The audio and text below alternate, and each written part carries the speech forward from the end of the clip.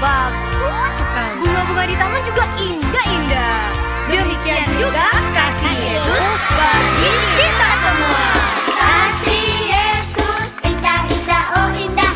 Kasih Yesus indah-indah, oh indah. Kasih Yesus indah-indah, oh indah. Kasih Yesus indah-indah, oh indah. Lebih indah dari pelangi, lebih indah dari bintang di langit, lebih indah dari bunga di taman, oh Yesusku. Lebih indah dari pelangi, lebih indah dari bintang. Shalom anak-anak, pagi hari ini kita bertemu kembali. Kita akan memuji dan menyembah Tuhan. Mari kita siapkan hati kita untuk datang kepada Tuhan. Kita mau berdoa. Kita sama-sama berdoa. Bapa yang baik, terima kasih Tuhan untuk minggu pagi yang indah ini. Sebentar kami mau memuji dan menyembah Tuhan. Biarlah Roh Kudus bekerja di tengah-tengah kami Tuhan, memberikan sukacita, damai sejahtera kepada kami semua. Terima kasih Tuhan, kami mau memuji dan memuliakan nama-Mu. Hanya di dalam nama Tuhan Yesus kami sudah berdoa dan mengucap syukur. Haleluya, amin. Yuk anak-anak, kita mau memujikan I Love You Jesus.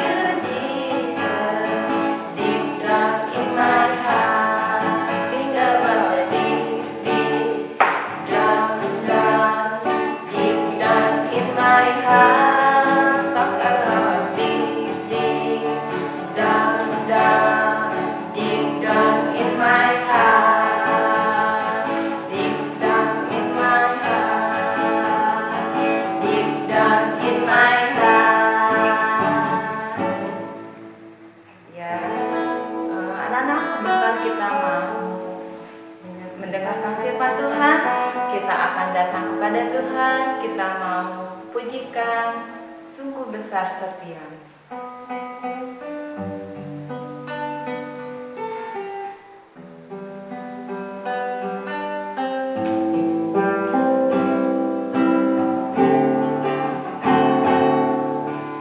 Sungguh besar setia-Mu,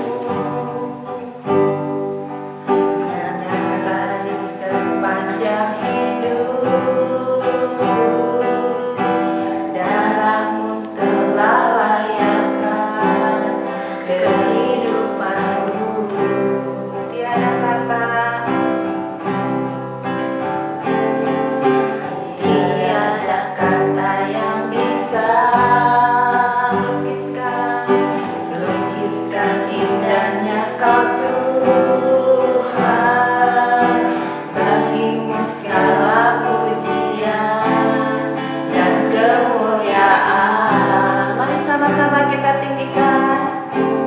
Ku tinggikan Engkau Tuhan, melebihi segalanya, lebih dalam ku menyembah.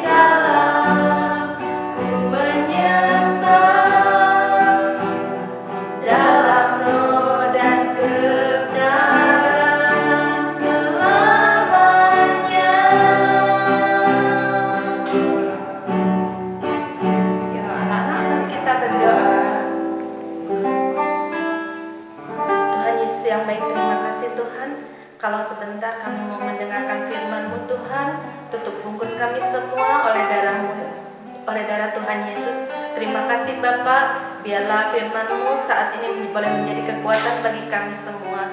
Di dalam nama Tuhan Yesus kami sudah berdoa dan mengucap syukur. Haleluya, amin. Para murid Yesus mempunyai harapan untuk semua hal baik dalam Yesus dan kerajaannya. Lalu Yesus mati. Apa yang terjadi kemudian? Setelah sangat menderita, Yesus mati di kayu salib pada Jumat sore. Meskipun dia sudah mati, para imam-imam masih khawatir. Jadi, Pilatus menugaskan prajurit-prajurit untuk menjaga makam itu. Minggu pagi benar, gempa bumi tiba-tiba mengguncang tanah di sekitar makam.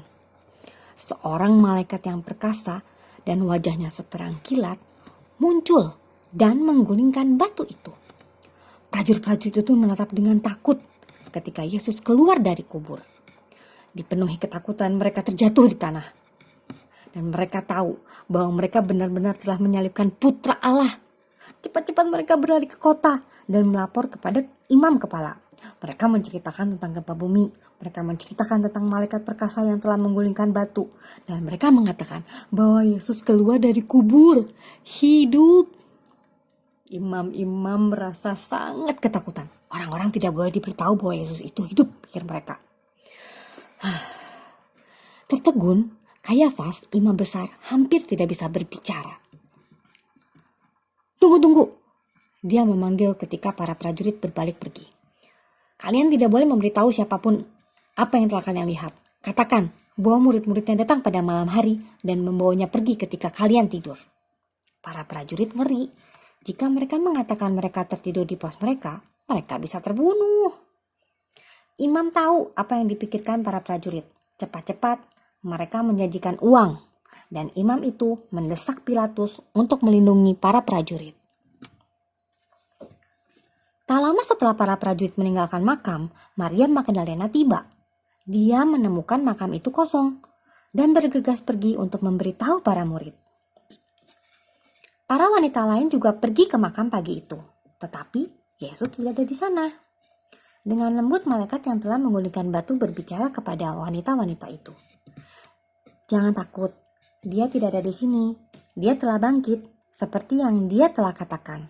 Pergilah cepat dan beritahu teman-temanmu bahwa Yesus akan bertemu kalian semua di Galilea. Para wanita ini bergegas, pergi membawa pesan malaikat kepada para murid Yesus. Maria Magdalena belum mendengar kabar baik ini. Setelah dia memberitahu para murid bahwa Yesus telah diambil, Petrus dan Yohanes bergegas ke makam untuk melihatnya sendiri. Maria Magdalena mengikuti mereka. Dan ketika mereka kembali ke Yerusalem, dia tetap di makam Yesus. Dipenuhi dengan kesedihan, Maria melihat ke dalam kubur kosong. Di sana, dia melihat dua malaikat. Ibu, mengapa kamu menangis? Tanya seorang malaikat. Karena mereka telah mengambil Tuhanku, jawab Maria sambil menangis. Lalu dia berbalik. Tiba-tiba suara lembut lainnya berbicara. Mengapa kamu menangis? Katakan di mana dia? Maria memohon. Maria, suara lembut itu berbicara lagi. Tiba-tiba Maria tahu bahwa ini bukan orang asing. Ini adalah Yesus sendiri. Dipenuhi dengan sukacita, Maria Magdalena menatap wajah Yesus. Pergi dan beritahu murid-muridku, kata Yesus. Maria Magdalena pergi menemui para murid Yesus dengan membawa kabar sukacita. Ya, Yesus hidup. Yesus hidup, dia bangkit dan aku telah melihatnya.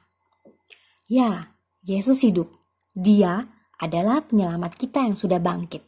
Dan karena dia, hidup kamu dan aku bisa memilih untuk memiliki masa depan yang bahagia bersamanya.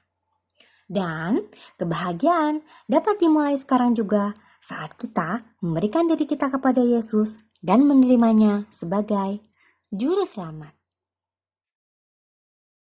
Anak-anak, minggu kemarin kita udah mendengar cerita tentang Tuhan Yesus yang disalib ya, disalib, wafat dan dimakamkan di sebuah gua ya. Gua itu ditutup batu besar ya. Terus kuburannya juga dijaga oleh para prajurit karena jangan-jangan Tuhan Yesus itu selama waktu hidupnya pernah berkata dia akan menderita sengsara dan mati, dan pada hari ketiga dia akan bangkit. Jadi pikir mereka jangan-jangan nanti muridnya yang mencuri. Jadi kuburan Tuhan Yesus itu dijaga ya.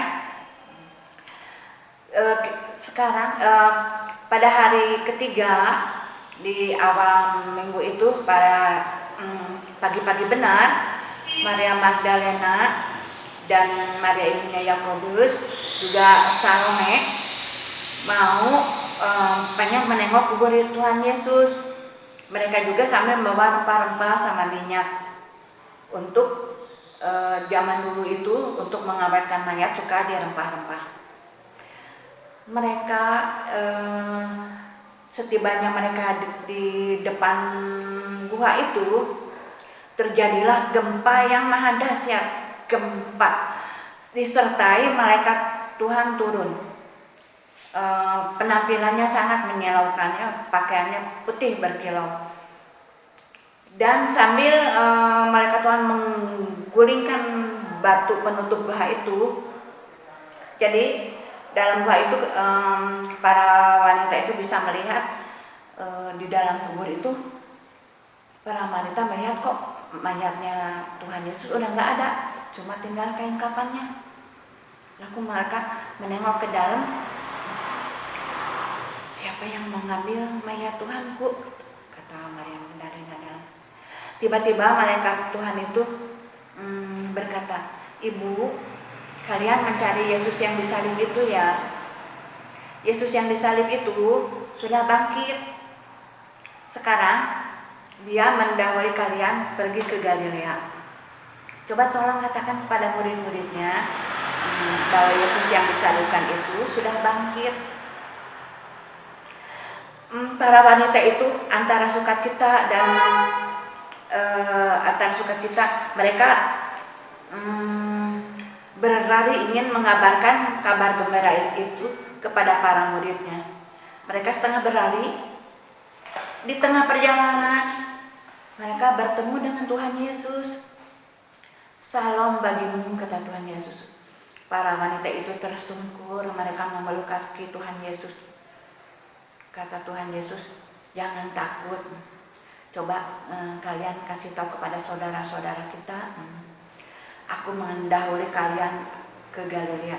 Aku menunggu kalian di Galilea. Lalu 11 muridnya Tuhan Yesus itu pergi ke Galilea. Setibanya di sana, ternyata Tuhan Yesus udah ada menunggu di Galilea. Lalu mereka tersungkur menyembah Tuhan Yesus. Kata Tuhan Yesus, jangan takut. Lalu Tuhan Yesus mendekat kepada mereka dan berkata, kepadaku sudah diserahkan kuasa di surga dan di bumi. Dan jadikanlah semua bangsa muridku. Dan baptislah mereka dalam nama Bapa, Putra, dan Roh Kudus. Dan ketahuilah aku menyertai kalian sampai akhir zaman. Bobo, hai adik-adik. Aku mau nanya nih Bobo, kan tadi kata Bobo Tuhan Yesus tuh bangkit untuk hari ketiga. Nah, aku mau nanya nih Po, kenapa manusia bisa ada di dalam kuasa maut? Oh, itu anak-anak kan udah pernah diajarin ya tentang manusia pertama itu Adam yang telah membangkang perintah Tuhan, melanggar perintah Tuhan ya. Untuk jangan memakan buah itu, ternyata mereka berdua malah lebih mengikuti suara si iblis. Mereka memetik buah yang dilarang oleh Tuhan. Akhirnya mereka terpisah dari Allah. Mereka jatuh ke dalam dosa. Dan kata Allah berkata, upah dosa adalah maut. Jadi seperti demikian maut telah menjalar kepada semua orang. Jadi keturunan Adam mudah mewarisi maut. Anak-anak boleh baca di Roma 5 ayat 12 ya. Aku bacain ya. Ya, boleh. Sebab itu sama seperti dosa telah masuk ke dalam dunia oleh satu orang, dan oleh dosa itu juga maut. Demikianlah maut itu telah menjalar kepada semua orang, karena semua orang telah berbuat dosa. Iya. Nah, Pertanyaannya tadi hanya Yesus ya? iya, emang benar ya cuma Tuhan Yesus yang bisa nebus dosa kita? Iya, karena tadi dikatakan semua orang udah dosa itu udah menjalar di semua manusia. Kalau Tuhan Yesus anak Adam, Yesus udah mewarisi dosa. Tapi Yesus itu bukan keturunan Adam. Terus Dari mana tuh? Yesus itu dari Roh Kudus. Yesus bukan turunan Adam, Yesus dari Roh Kudus. Yesus itu manusia sempurna. Jadi hanya Yesus yang bisa menebus kesempurnaan yang Adam hilangkan, dosa yang Adam hilangkan. Terus emang Tuhan Yesus asalnya dari mana sih? Tuhan Yesus itu dulunya ada di surga. Coba Kanopi baca di Amsal 8 ayat 30. Amsal 8 ayat 30. Iya. Aku ada sertanya sebagai anak kesayangan. Setiap hari aku menjadi kesenangannya dan senantiasa bermain-main di hadapannya. Ya, Yesus itu dulunya makhluk roh ya di surga. Tetapi sesudah Adam jatuh ke dalam dosa, Adam mempunyai rencana. Allah mempunyai rencana untuk menyelamatkan manusia. Seketika itu juga Allah berfirman di Kejadian 3 ayat 15. Kanopi baca. Katanya seperti ini adik-adik. Aku akan mengadakan permusuhan antara engkau dan perempuan ini, antara keturunanmu dan keturunannya. Keturunannya akan meremukkan kepalamu dan engkau akan meremukkan tumitnya. Ya, Yesus akhirnya meremukkan kuasa si iblis itu ya. Kuasa si iblis itu maut sudah kuasa maut sudah dikalahkan. Coba kita baca Kanopi di kuasa maut sudah dipatahkan di 1 Korintus 15 ayat 55. Ayat 55. Gini nih bunyinya adik-adik. Hai maut, di manakah kemenanganmu? Hai maut, di manakah sengatmu? Ya, sengat si iblis itu adalah maut. Maut sudah dikalahkan sama Tuhan Yesus ya. Juga Tuhan juga udah merencanakan penyelapan. Ada kita baca di Yohanes berapa? Di Yohanes 3 ayat 16. Nah, ini pasti hafal dong adik-adik ya. Karena begitu besar kasih Allah akan dunia ini, sehingga Ia mengaruniakan anaknya yang tunggal, supaya setiap orang yang percaya kepadanya tidak binasa, melainkan beroleh hidup yang kekal.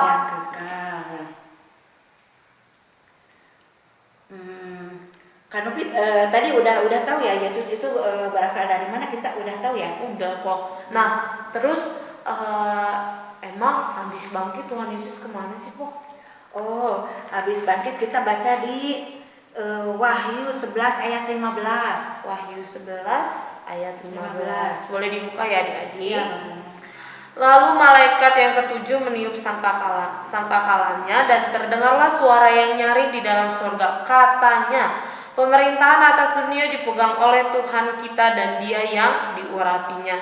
Dan Ia akan memerintah sebagai Raja sampai selama-lamanya.